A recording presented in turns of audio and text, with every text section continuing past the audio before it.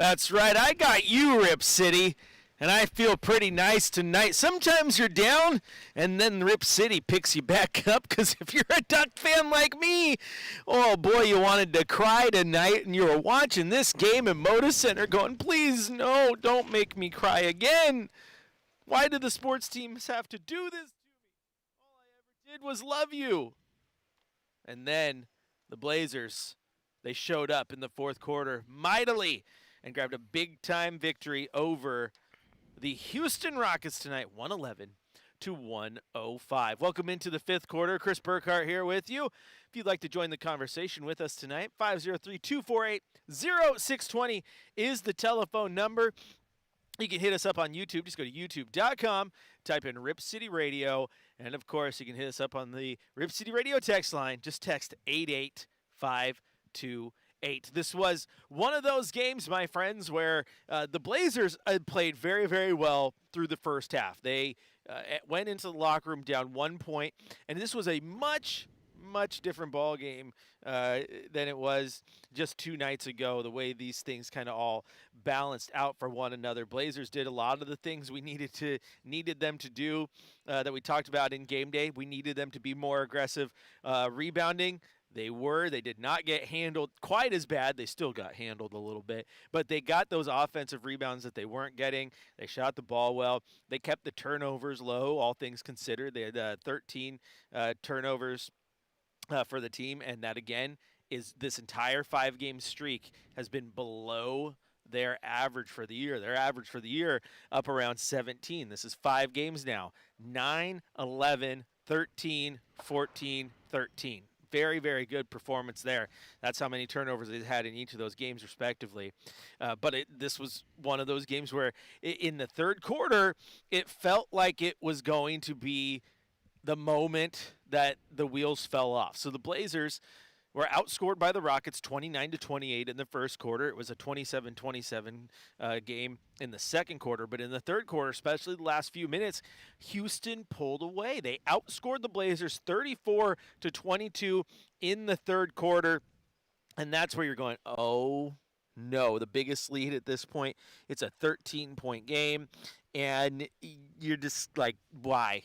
Why? You played so well through halftime and through the first half of that third quarter, and now the offense isn't going. Kevin Durant's hitting everything he needs to hit. Hopefully, you can mount a comeback. So the fourth quarter starts, and Sean Highkin, our insider, RoseGardenReport.com, looks at me and he goes, if they're going to make a comeback, they need to make it now. Well, I looked at him. I said, well, have fun with this lineup. Because the lineup on the floor at the time was like Sidy Cissoko and Shaedon Sharpe and Dwap Reith and Young Hansen, and it might have been Toumani Camara out there. Point is, not a lot of offense. Well, guess what happened? They started to mount the comeback.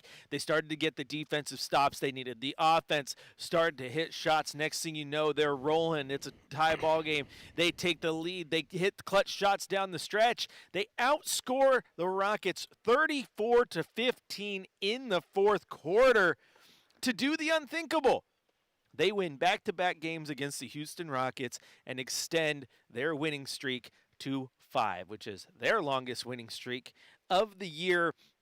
And right now, my friends, don't look now, but the longest active winning streak in the NBA right now belongs to your Portland Trailblazers. So shout out to the team for putting it together tonight. Houston won the battle in the paint 44-40. A big difference in this one, second chance points, because in the game 2 nights ago when Houston had 24 offensive rebounds, they turned those into 23 second chance points. I think Portland only had like 9 or something like that. It was one of those games where you're like, what? It was 9. I just looked it up.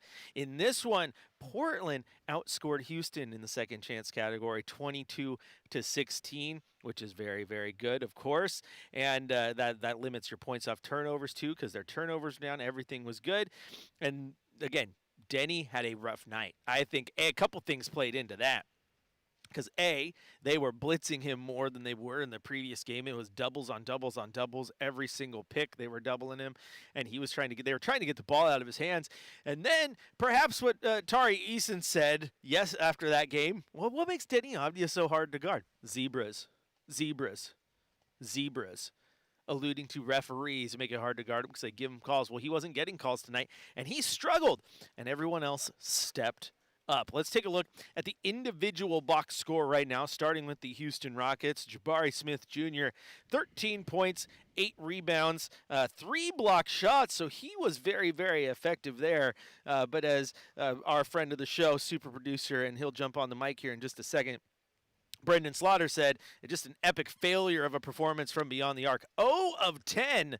And again, this is a Houston Rockets team that shoots 38% from beyond the arc. That is number 4 in the NBA. And 2 games in a row now against the Trailblazers, they shot 22%.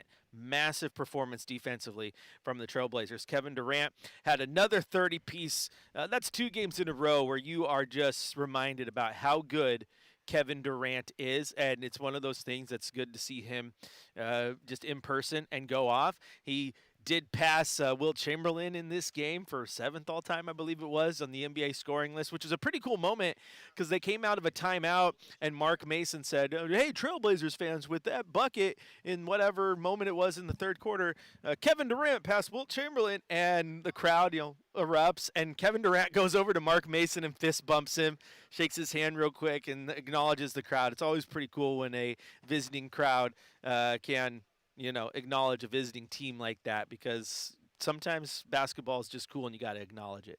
Steven Adams had 5 points and 9 boards, 24 points from Amen Thompson. Reed Shepherd led the Rockets bench with 20. Now, on the Trailblazers side of things, like I said, rough night for Denny Avdia, and this is a good thing. I'm going to point this out. This is a good thing. You know how I've been saying for a while now, friends, how I want it to get to a point where where Shaedon Sharpe, when he has 20 points, it feels like an off night. Not like, it was an off night. Shaedon only had 6 points. Well, tonight, Denny Avdia only had 20 points, and it felt like an off night. And that was very, very good to see that felt like an off night. Now, it wasn't good to see him have the off night, but it was kind of nice that, gosh, he's playing at such a high level that only, air quotes, scoring 20 points is an off night. He wasn't great shooting. He was 5 of 15. But again, the way they were blitzing him, doubling everything, it was going to be hard. 25 points from Toumani Camara, and that was a great performance from him, along with 2 rebounds, 2 assists, a steal. 13 points from Sidi Sissoko, 8 points, 15 massive rebounds from Donovan Clingan, which is what we talked about in the pregame show. Donovan Clingan needed to step up. They needed to be infinitely better on the glass than they were the night before. And, of course, they did get beat on the glass, but they still did play better. And if you're keeping track at home, that 25 points for Toumani Camara, a career high. 20 points from Shaedon Sharpe, 18 points from Caleb Love, 2 points each from Ryan Rupert and Young Hansen. Dwap Breath got a 3. The negative in this game is that Robert Williams only played 6 minutes and 34 seconds, exited the game, did not return after experiencing some right knee soreness. Coach Thiago Splitter asked about it after the game, said no, he just his knee felt a little off and he didn't come back in. And so that's going to be something to watch, because if another man goes down, things are going to get rough for your Trailblazers. Once again, final score though tonight, 111-105 in favor of the home team. They extend their season-long winning streak to 5 games. Taking a look at the YouTube chat tonight, 15B Rip City, that's right. The dog catcher says the difference was free throw percent. Rockets 63, Blazers 98. Big difference right there. And of course, you're getting to the line.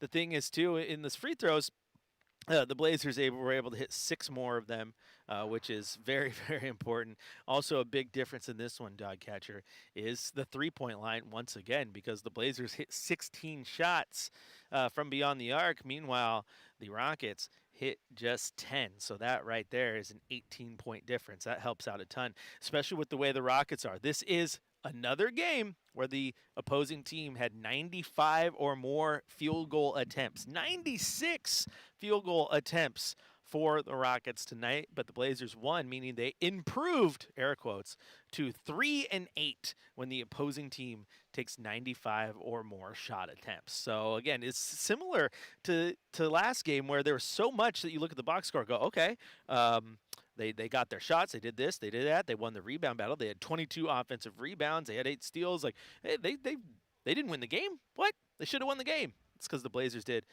all those little things. And as Marcus says, team win. Absolutely right. A great team win. Everyone stepped up.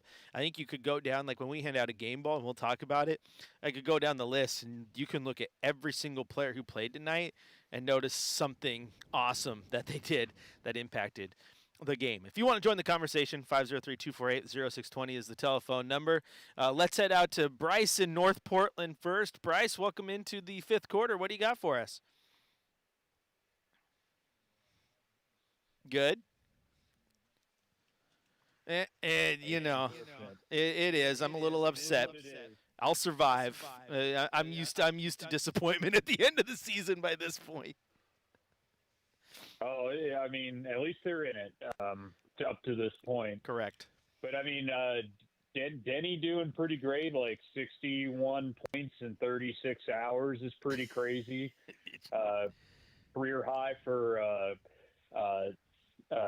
Tamara, especially like the fast dental work. That's insane. And I think just like the whole – a lot of people are going to attribute it to the free throws and the calls, but the last few possessions, you don't really see, and admittedly, I don't watch a lot of Thunder games, but you don't see a lot of like SGA, at least in highlights and stuff, people posting like getting really scrappy with the ball. So, you know, that was awesome. Fantastic to see. And, you know, I think they did the post conference. It's tough with Hansen Yang, you know, with how sometimes he gets pocket picked and maybe just still trying to like catch up, but you know, still improving. And I think like most minutes on the floor he's had this season since like maybe like the string coming out of like summer league into the start of it. Yeah, no, he'll be fine. He'll be fine. You're right. I mean, he'll look good. He'll look bad. He's learning the game. I do think the minutes he's gotten over the last few games, they've been valuable, and he's looked much better than he had in previous games over the last two. Still makes mistakes, but they need him out there, and you know, coaches relying upon him and trusting him. So sometimes you learn by getting thrown into the fire, and there's no better way to learn what it's like to be a center in this NBA than have to get guarded by the brick house of a man named Steven Adams. Let me tell you what. Oh, true. I also just I think you alluded it to in your wrap up is just going into the fourth, the unlikely offense. It seemed to make Kevin Durant at a certain point come undone. Somewhere I think he had maybe the first shot they made was like at least the first shot in like 11 attempts. It was Kevin Durant's three finally rattled in. And that was like some of the few shots during the Blazers. Like, I think it was like 14-2. It seemed like it came undone. And I don't know if you caught it, because I assume like athletes were more involved in the game, but a TV cutaway during the coach's challenge, and I don't know if it was right after, but Kevin Durant absolutely just spikes a water bottle and explodes it on the floor, and it covers his leg guards and maybe hits another player and some office-skating staff. I don't know if you saw it, but somebody in the Blazers organization should just save that in their Rolodex of little clips for a time, because, oh man, it was just the matchup, Dewap Reith, Hansen Yang, City Sissoko, and then back and forth between like Kamara and Shaden Sharp switching out for Denny Avdia. It had Kevin Durant in his 18 years. He couldn't really challenge it, even with his league of experience. Absolutely, and thanks for the call as always, Bryce. And you're right. I think they did a good job mixing it up on him, and you saw lots of Tumani on him early in the fourth when he subbed in. Tumani Kamara subbed back in to be on him. And when you talk about mixing it up too, and maybe giving him fits, I did not see him slam the water bottle, but I love the fact that you did because that means the defense was getting to him. But I thought Ryan Rupert, I think deserves a ton of credit for his play in this game. Very, very solid run for him. Looking quick at the box score, he had 19 minutes. You look at plus minus, which is absolutely overrated, but he did have a team worst minus 19, but he had some very, very nice defensive possessions. And you're getting a guy out there who has been struggling to get in the rotation at times, and you're saying, hey, go guard one of the best scorers on the face of the planet. And there was times where Kevin Durant hit shots that nobody in the world was going to stop, but it was 110% perfect defense, and he still hit it. But I thought Ryan Rupert played very, very good on that end tonight. Dogcatcher mentions on the YouTube chat, Greg Oden was watching too. That's right. Greg Oden was here today, just randomly too, because I was walking through the concourse, and all of a sudden he just walked out of the tunnel. I'm like, oh, hey, it's Greg Oden. How cool is that? All right, let's head out to my man Sam here, who has been waiting patiently. And Sam, welcome into the fifth quarter. How you doing, bud? Good. How are you? I am very good. Now, before we get into the Blazer talk, I gotta pull this out for YouTube to see. Shacker will appreciate this. He pulled this out. He's like, "What are you looking at?" So the other night, Shacker, and Shacker will appreciate this because he loves this type of stuff.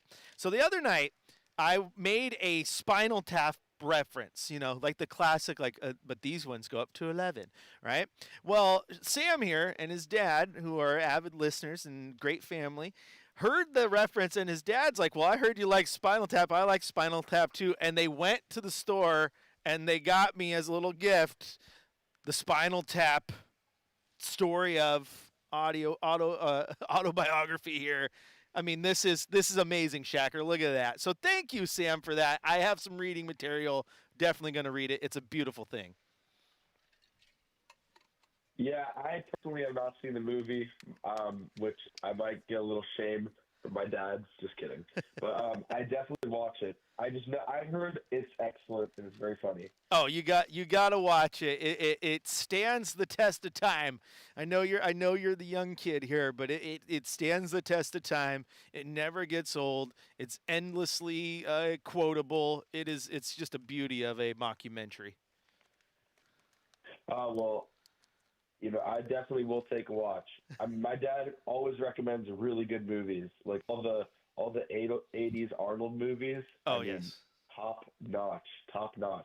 Absolutely. Well, what was your takeaway from this game tonight? You and Grandpa were here watching it. I don't know if you expected back-to-back wins against the Rockets, but it was a beautiful basketball game, was it not? Yeah, I mean, after watching the NBA Cup Rockets game, I was sitting in my car, or my mom's car. She was driving, picking up my sister from somewhere.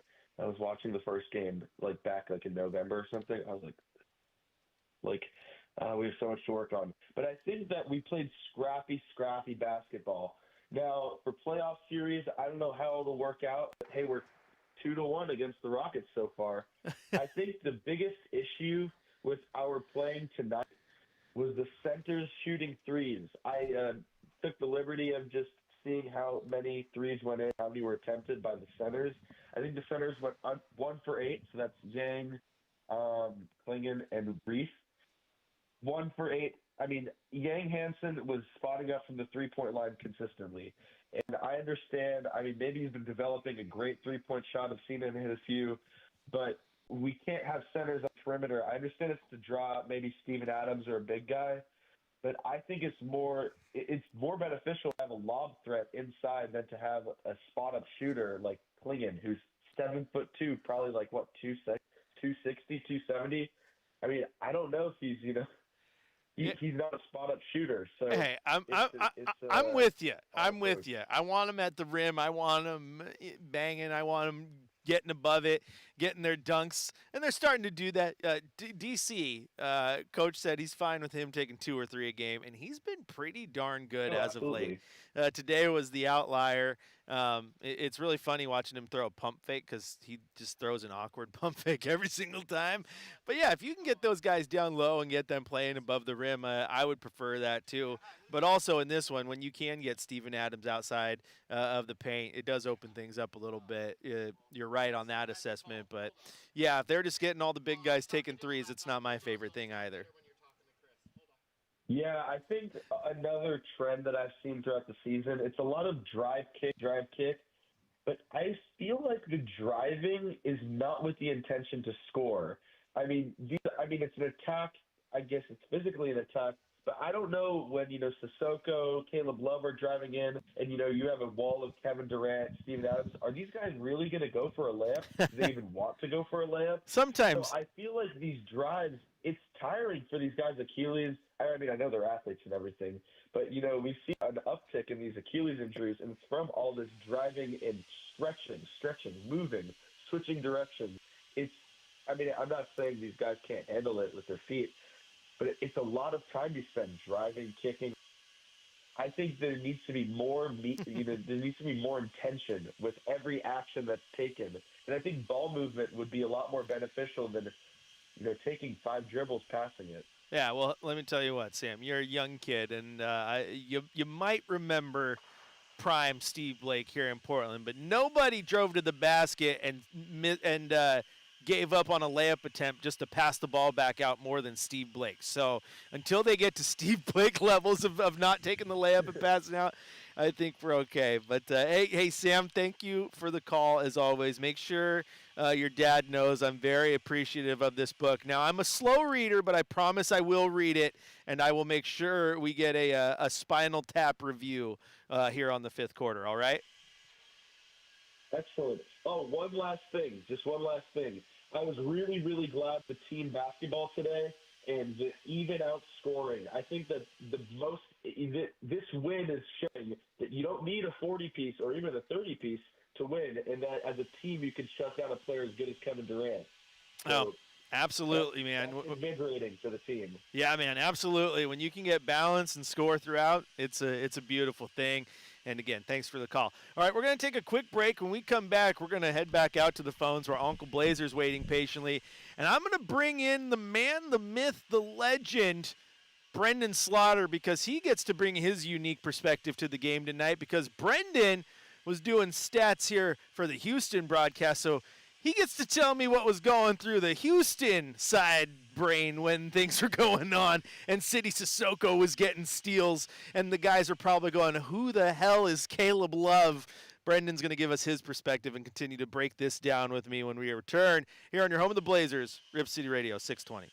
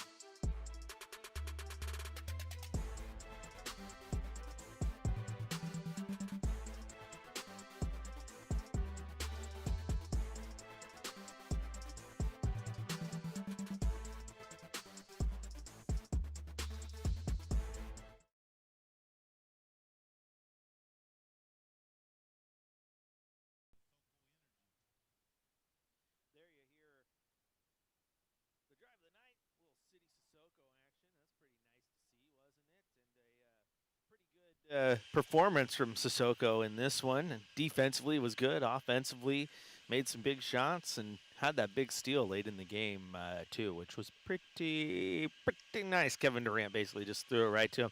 Wonder if he got a little confused for a second, just like he's so used to throwing to the all red jersey, and it was a turnover. All right, I'm joined with Brendan Slaughters here, and Brendan, you had the unique perspective being in the Houston booth, basically. I'm sure they loved coming to Portland and losing too.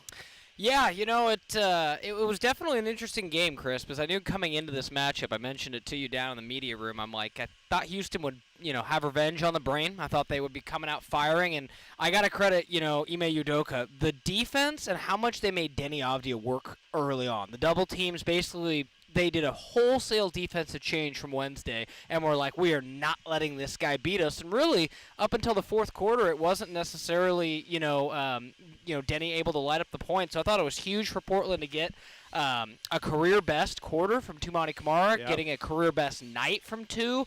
Man, he was feeling it. You mentioned it earlier, I think, from the Rocket side of things. Their inability to shoot the three, Chris, is I think why they lost this game. And there was a moment when Matt Thomas, their play-by-play guys, like, Portland's in zone, and I don't blame them for not coming out of it because it's one of those things where even if it was Durant, and, I look at the box score here, and, Kevin Durant, went 4 of 9 from deep. That's not bad. Reed Shepherd hit 4, but outside of that, Chris, some real rough numbers. 1 of 7 from 3 for Finney Smith. 0 of 10 from Jabari Smith. That was a career worst day for Jabari Smith. And some of those three-pointers right here from the corner in front of us were just ugly, Chris. One hit the side of the backboard. Right. Houston's kind of in their own head right now with three-pointers, and that's not a great place to be in the NBA, especially with it being a make-or-miss league from deep. But Portland took advantage, and I thought Wednesday was impressive because it showed why Denny deserves to be an all-star. Tonight's win to me, Chris, is more impressive than Wednesday because you did it with a different kind of style of guys. I think Toumani Camara set the tone early, and for Portland to have kind of the I don't know exactly what quite to call it, but that ability to dig deep in the fourth quarter because I'll be honest, down 13, I believe, going into the fourth quarter, I'm like, I don't know if Portland, is going to have the run to be able to hold off, and I got to kind of say the game kind of changed, Chris. I want your take on this too. When Duop Reith came in. Like, Duop came in, I'm kind of like, okay, we're, trying out Duop here. And his kind of energy seemed to kind of switch the game a little bit. His block here in front of me was impressive. And maybe the unsung hero. I mean, I don't think he scored or just had 3 points on the one made three, just one shot. But Duop Reith, kind of the unsung hero, won't show up in the box score, Chris. Yeah, it's kind of like the Oklahoma City game. He comes in, hits a couple threes, you come back, you win a ball game, and he's known to do that. And he had two blocks in the corner, almost had a third one at the rim. A pretty good performance from Duop Reith. Like I said, you could go down the box score and find something that everybody did that you can definitely label as awesome. All right, let's head out to the phone lines where Uncle Blazer has been waiting patiently. Uncle Blazer, welcome back into the fifth quarter, my friend. Hey, Christopher, how are you doing this evening? Well, I'm doing as good as anyone can be when their favorite college football team gets blasted on national TV. Well, I'm not a huge football guy, but I do have a soft spot in my heart for Oregon teams, and so I feel your pain. Well, thank you. Thank you being in solidarity here with me. However, on the other side, I want to say it's a Rip City winner and it's a good day to be a Blazer. It is indeed a good day to be a Blazer. Always, baby, especially when they win. I want to talk a little bit about coaching. Okay. I've been thinking about this for a number of years, and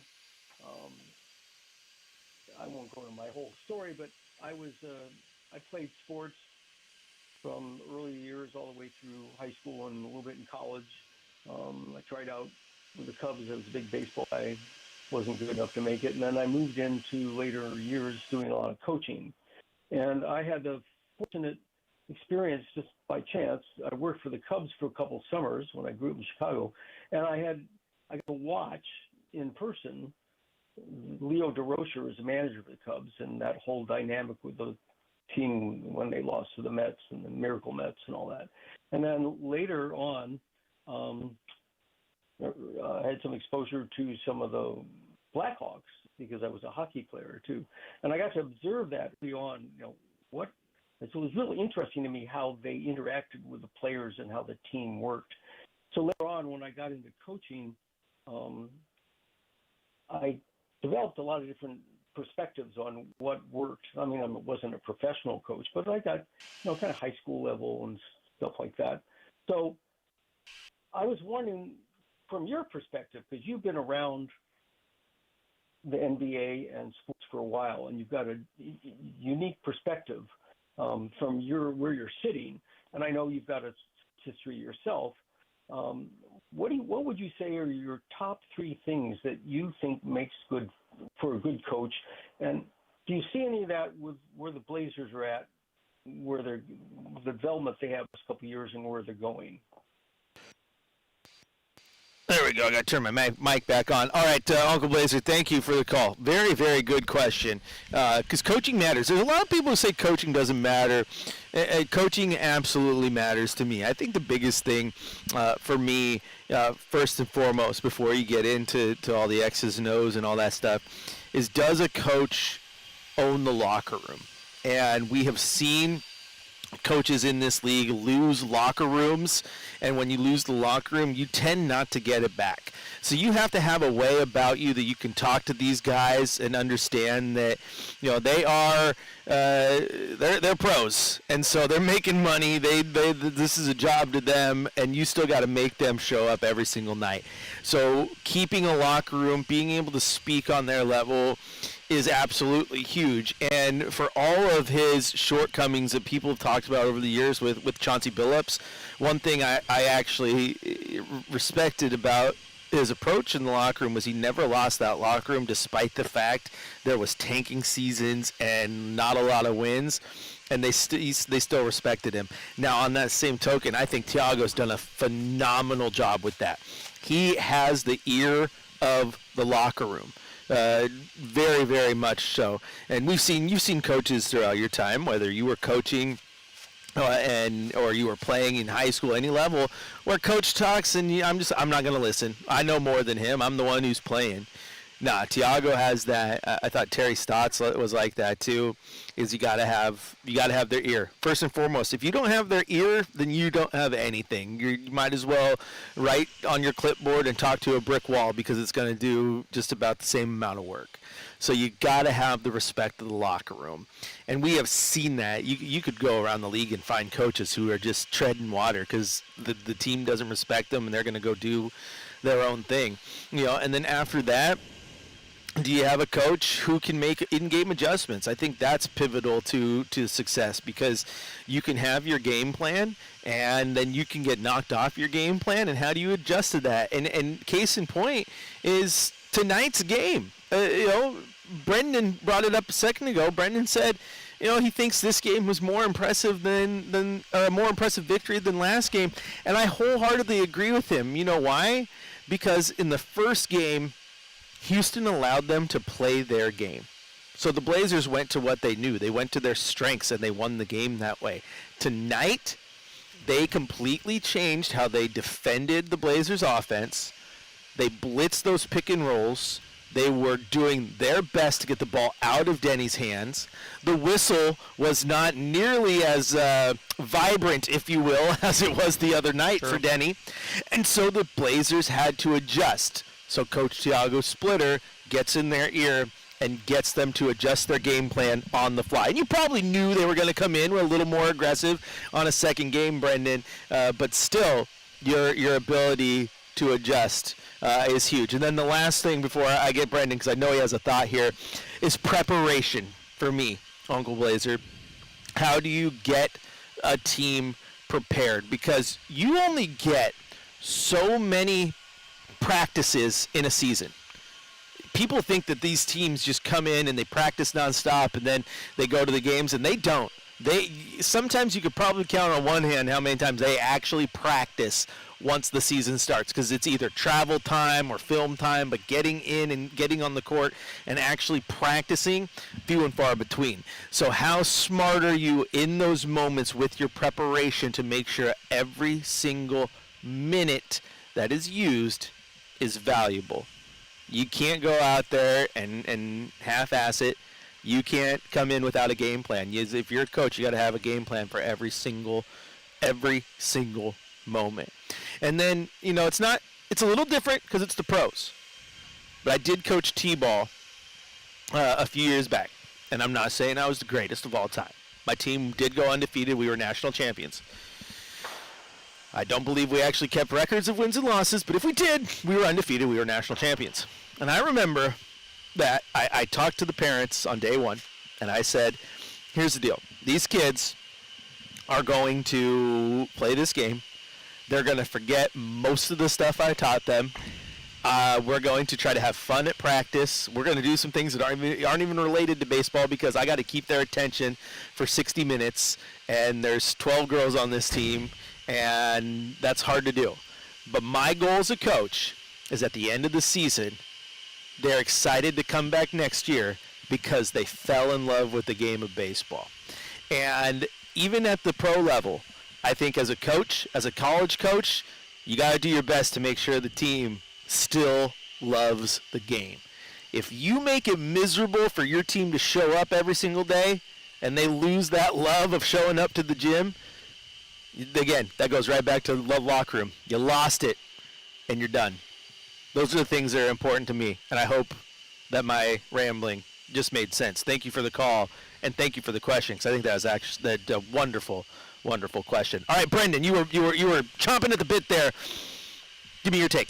Yeah, just kind of going along with what I was talking about with Denny, Chris. I think when you talk about this Blazers 5-game win streak, and I think it's awesome, because this is something that you, me, Chad, everyone at Rip City Radio have been talking about for a while, is we've kind of said when this team, gets to an easier part of the schedule, and not to even say that back-to-back matchups with Houston were easy, but we would start to kind of see this team put things together. And I think the fact that they're winning and have a 5-game win streak with, again, what's the latest number, Chris? 5 or 6 guys that would be rotation players that are out. I think 7 if you count Dame, so take Dame out of there, so I think it's like 6. But, no big deal. I don't know how many other teams in the NBA would be in the playoff picture with that many guys out of their rotation, but two questions for you, Chris. One, I look at this, and this is one of the it's probably not the first time, but this is one of the first times this year I've seen the Blazers win a game against a big-time team where you look at the box score and you're like, wow, Denny or Shaden didn't explode. Where it's not like one, because I look at the box score, Shaden, just a quiet 20 points tonight too.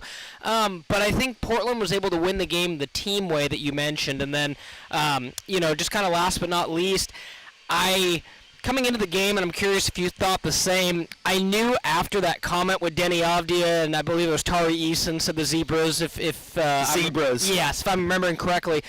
Did it surprise you that it seemed to be a little bit tougher for Denny to get a whistle the game after that comment? Because there were a couple times tonight, I'm sitting up here next to Rockets Radio as Denny goes into the paint and gets clobbered. I'm like, where's that foul? So credit to Denny for being tough. I think there was definitely some times the whistle didn't get called tonight, but that's my spiel, Chris. No, there definitely was a few times, that's for sure. All right, if you want to join the conversation, 503-248-0620 is the telephone number. You can follow us on YouTube.com and go join the chat there, or hit us up on the text line, 88528, where we got a text message here with a good question. It says, I really enjoyed the show, Chris. Thank you. Great win by the Blazers. How do you think Donovan and Hodson will fit together on the team in the future now that DC has a lot of the same skills that we expect from Hodson, the solid offensive game, three-point shooting, etc.? I think it's going to be an interesting fit, that's for sure. There is a plus and there is a negative to having two centers who play a similar game.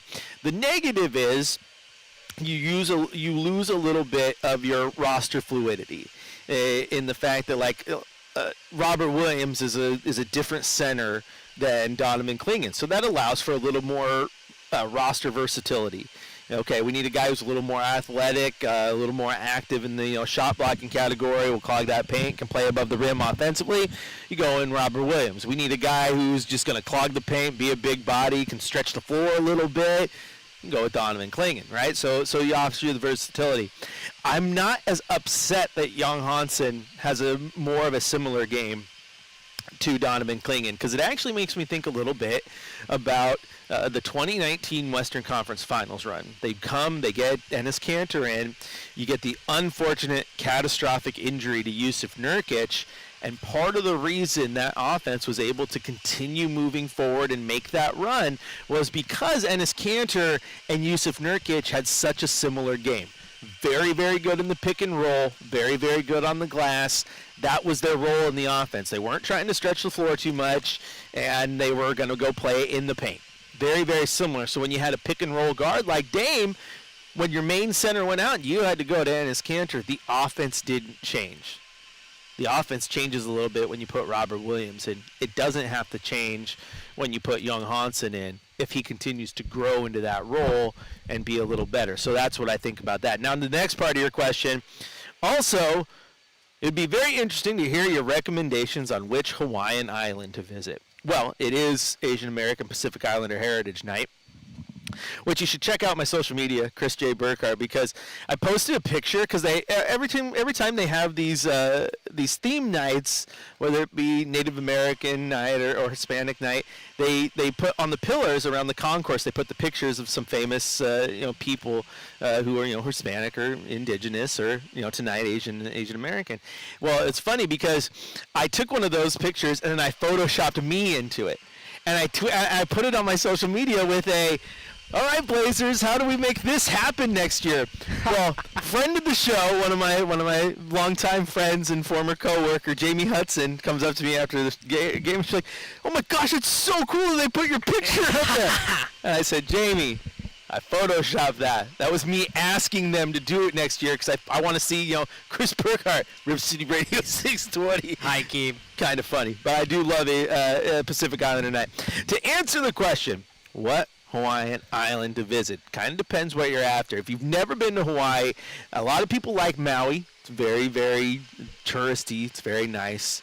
I think the Oahu way to go, if you've never ever been to Hawaii, is just fun. It is tourist central, and sometimes it's fun to just go be a tourist. Go hit Waikiki Beach. It's Las Vegas on the sand.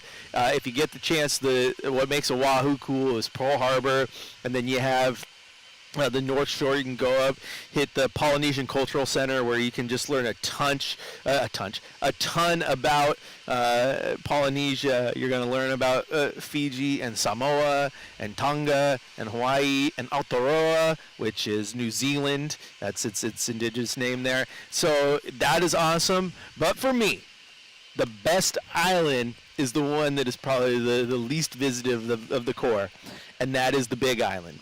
I think if you go to the Big Island, you get the Hawaii you think of, the laid back, the multiple climates, because only on the Big Island can you go to Mauna Kea and see a snow-capped island and then drive down the mountain and be back to where it's 80 degrees on the beach.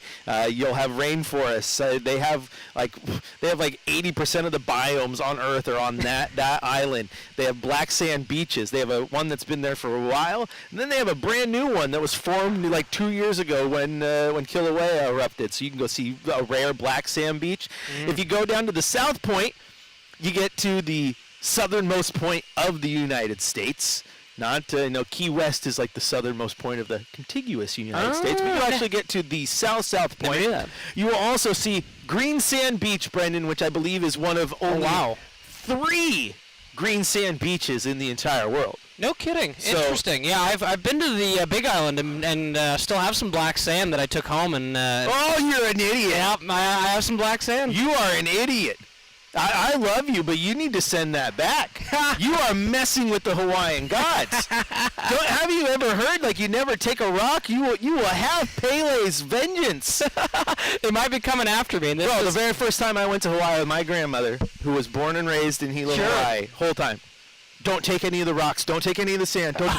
No one told me that. 10-year-old Brendan. 100% superstitious. Look it up if you have not done this, Brendan. Look this up because like there is like threads about people who have taken rocks from the Volcano National Park and then sent them back because they swear that that rock was the reason they've had bad luck. Oh wow! No, I mean that's interesting because going back to probably I was 10 years old. I'm almost 30 now. Just have like I think 2 of them in my room, just little tiny vials that I filled up with some black sand. But yeah, Chris, if I start to go down the unlucky rabbit hole, dude, I'm gonna put those in a box. There you go, back, dude. So I got you. Like I said, you get Green Sand Beach. But Green Sand, I've never heard of that. It's an awesome beach. What island is that on? That's on the Big Island. Really? It's on the Big Island. Interesting. It's a little bit of a hike. It's kind of nice. You park your car and then you hike, but the hike is like all on the coast, so it's beautiful. Oh, wow. It's about 1.5 miles in, and then you just go down. It's an old like cone of the volcano. It's a beautiful place. Wow. Okay. Black Sand Beach is cool because like 95% chance you're going to see sea turtles. They like to come up and get on the warm sand there, which is awesome.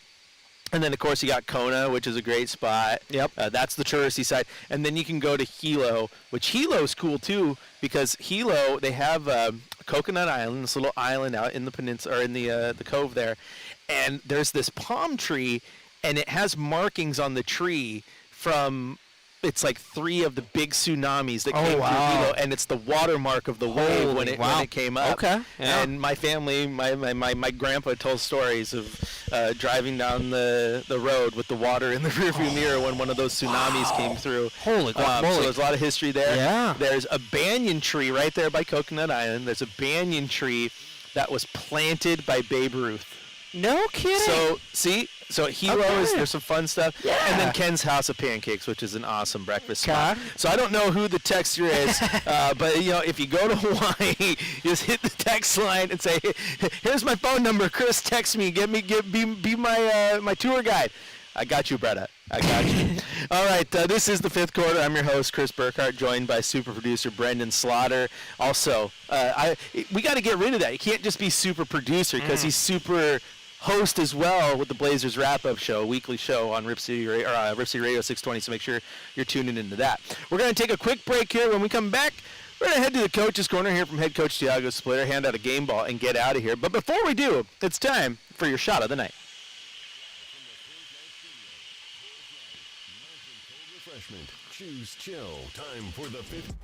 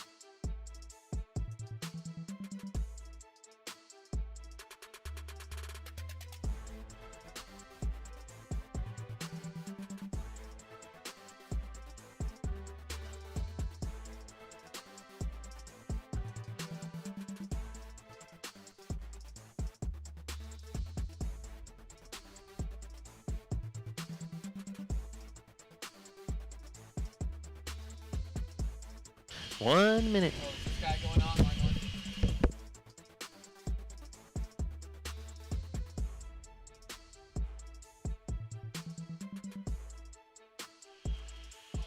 There we go. Testing. There we go. We're still in commercial break.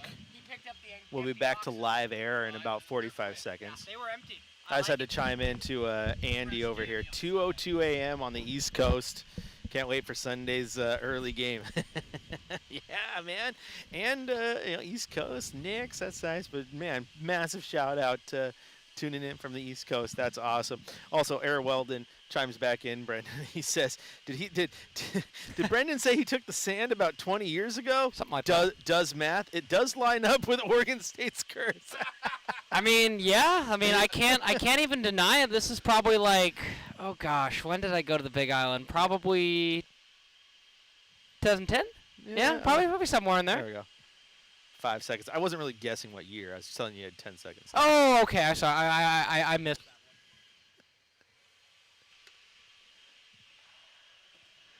From the Coors Light Studios, Coors Light, Mountain Cold Refreshment. Choose chill.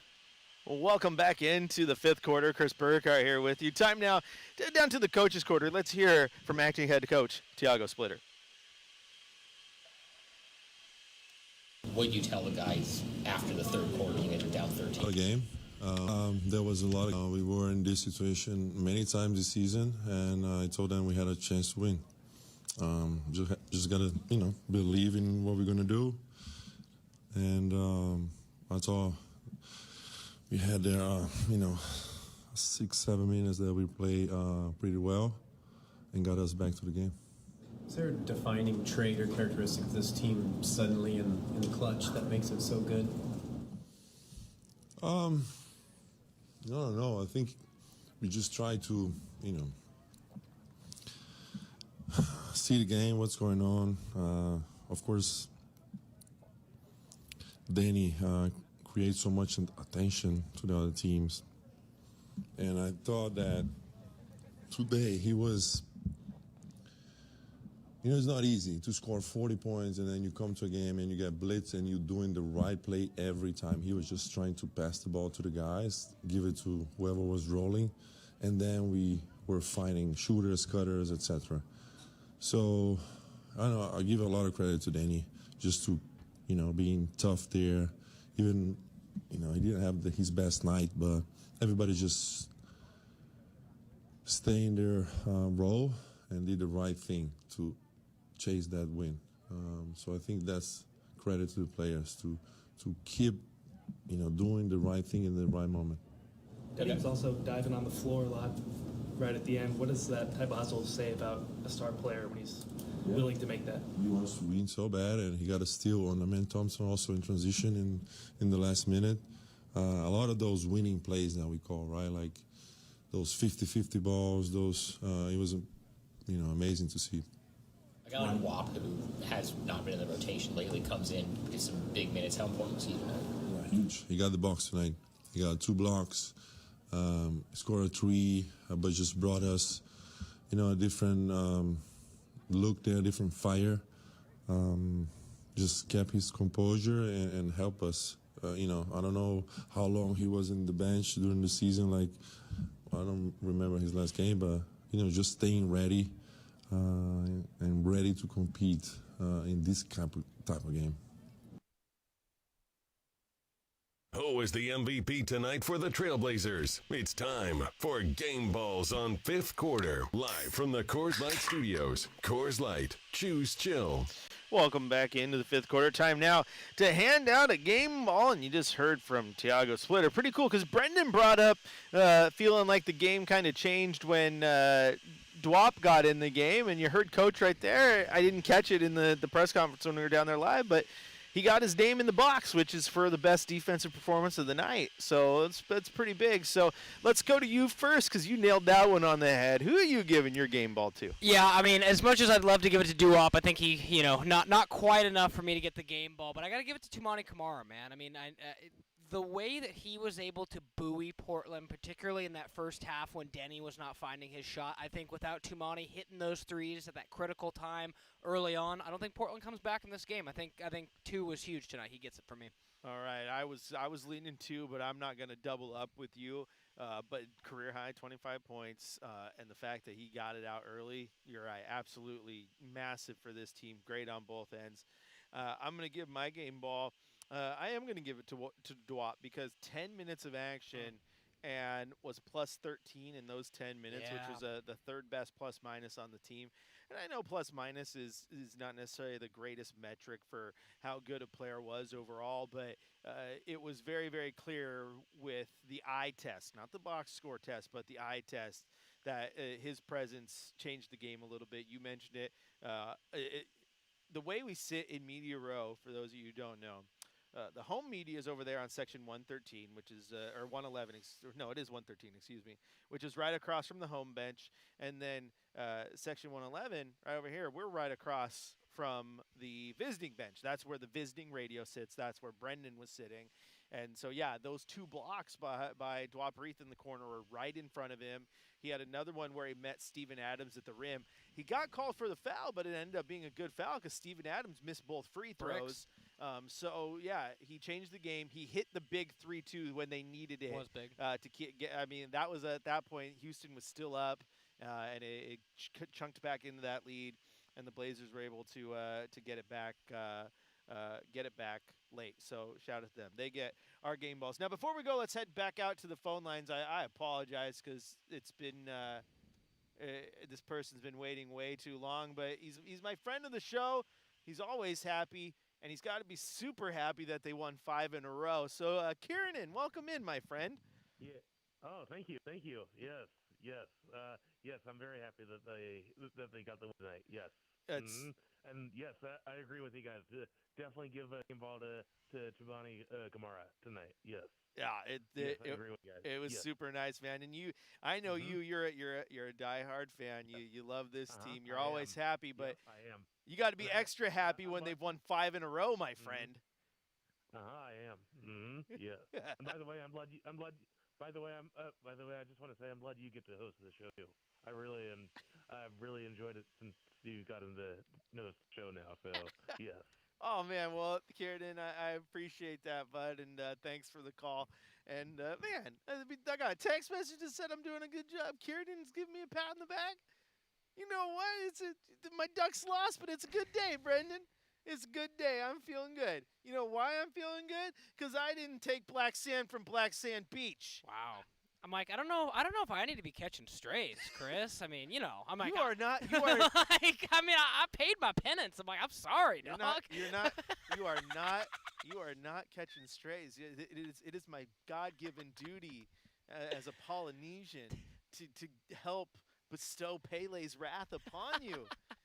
Chris, when have I ever done anything to peeve you, man? This might be the first time I've peeved you in 5 years, brother. I'm just kidding.